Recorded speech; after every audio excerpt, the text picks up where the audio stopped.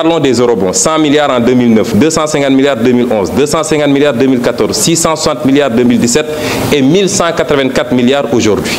C'est extrêmement gravissime. Ça veut dire que tous les chiffres que vous nous donnez sont faux. Et ce gap-là va vous poursuivre. Après avoir brisé le silence sur les privilèges fiscaux des députés et exposé au grand jour un scandale de détournement massif, évalué à 94 milliards de francs CFA et impliquant le directeur des domaines, Ousmane Sonko ne s'est pas contenté de s'arrêter là. Comme le dit si bien l'adage, une fois qu'on a ouvert l'appétit, il est difficile de s'arrêter. Suite au vote à l'Assemblée nationale sur le projet de loi autorisant la création d'une commission d'enquête parlementaire concernant le titre foncier, lié aux 94 milliards, Sonko a lancé une nouvelle bombe médiatique, cette fois impliquant les parlementaires de la majorité. Pour ma part, lors de mon retour à l'Assemblée cet après-midi, j'ai été confronté à des députés de la majorité littéralement rouges de rage, prêts à l'attaque, avec l'insulte au bord des lèvres. On aurait presque cru qu'ils allaient me sauter dessus, tout ça pour 10 millions de francs CFA. Il est vrai que pour certains, la pilule est amère à avaler. Cependant, j'ai été réconforté en constatant que bon nombre de députés ne méritaient pas le traitement qu'ils réclament. Dans cette même session, ils ont voté à l'aveugle en faveur du projet de loi autorisant le président de la République à ratifier la convention fiscale entre le Sénégal et le Grand-Duché de Luxembourg, connu pour être un paradis fiscal par excellence. Malgré mes mises en garde répétées sur les risques que cette convention représente pour le Sénégal en termes d'évasion fiscale, de fraude et de flux financiers illicites, ils ont préféré fermer les yeux. C'est un combat difficile, mais je reste déterminé à défendre l'intégrité financière de notre pays. Ceci dit, Monsieur le Premier ministre, vous n'avez pas répondu à mes questions et vous en avez insuffisamment répondu à d'autres. Les Sénégalais qui nous regardent en seront témoins. La structure de l'économie, la tertiarisation et la politique axée sur la substitution des exportations, il n'y a pas eu de réponse. Le dépassement sur les ressources extérieures et les manœuvres budgétaires, les mauvaises pratiques budgétaires, vous n'en avez pas répondu. La protection de l'économie, les APE, les francs CFA, vous n'avez pas répondu. Le pétrole et le gaz. Moi, j'ai écrit un livre de 252 pages sur le pétrole qui identifie les responsabilités de chacun, du Premier ministre que vous êtes, du Président de la République, du ministre des Mines de l'époque ici présent et même du ministre des Finances sur les questions fiscales. Personne n'en démentira une virgule. Alors venir nous parler d'anglais ou de japonais, c'est du complexe. Ça n'a rien à voir avec le pétrole.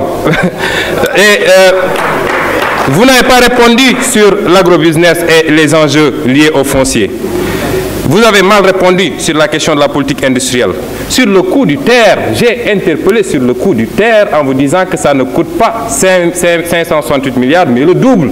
Et ça, je peux le prouver contrat par contrat. Vous n'avez pas répondu. Nous avons accusé un gap de 161 milliards sur les recettes fiscales. Vous ne le démentirez jamais. Et ce gap-là va vous poursuivre. Et à la fin du premier trimestre 2018, on est déjà à un gap de 40 milliards sur les recettes fiscales. Ensuite, nous avons, et nous l'avons démontré, puisque personnellement j'ai saisi le FMI et je vous en ai fait ampliation, que sur les années passées, vous avez fait un dépassement de l'ordre de 216 milliards sur les ressources extérieures. Et c'est extrêmement gravissime. Ça veut dire que tous les chiffres que vous nous donnez, nonobstant votre rengaine habituelle sur les notations ou je ne sais quoi, tous les chiffres sont faux. Et voilà les causes de la difficulté de trésorerie malgré les dénégations. Et ça a conduit à quoi? Ça a conduit à une frénésie de l'endettement, 61% sur le PIB. C'est inadmissible pour le Sénégal. Parlons des eurobonds. 100 milliards en 2009, 250 milliards en 2011, 250 milliards en 2014, 660 milliards en 2017 et 1184 milliards aujourd'hui. Et vous nous dites que vous n'avez pas de difficulté. Pourquoi cette frénésie de l'endettement? Pourquoi, dans le cadre de cette loi de finances-là, vous êtes encore dans cette dynamique de créer toujours et encore des taxes? Mais si on examine les 3 taxes que vous créez, prenons la première, la taxe spéciale du secteur des télécommunications. Elle vient remplacer une autre taxe de la même nature qui a été votée ici il n'y a même pas un an, en 2017. Qu'est-ce que vous avez changé? Puisque vous n'osez pas affronter les multinationales de télécommunications, vous leur donnez la possibilité de déclarer trimestriellement, ce qui est une violation de l'égalité des contribuables devant la loi. Parce qu'en matière de TVA, la déclaration elle est mensuelle dans tout le code général des impôts. Vous avez reculé parce que les entreprises de télécom avaient dit qu'ils ne paieront pas. Et vous devez assumer d'avoir annulé la taxe sur les appels entrants. 50 milliards de recettes abandonnées par le président Macky Sall pour respecter une promesse de campagne faite au patronat, particulièrement le patronat français.